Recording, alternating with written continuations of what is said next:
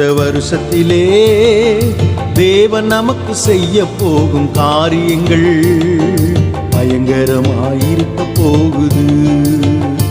எந்த ஜனத்துக்கும் செய்யாத அதிசயங்களை தேவன் நமக்காக செய்ய போகிறார்.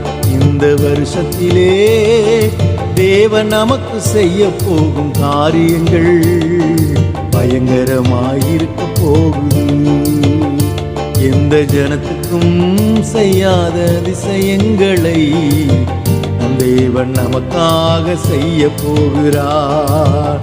விடுதலையாய் நாம் ஆராதிப்போம், விசுவாசத்தோடே நாம் நன்றி சொல்லுவோம். விடுதலையாய் நாம் ஆராதிப்போம், விசுவாசத்தோடே நாம் நன்றி சொல்லுவோம்.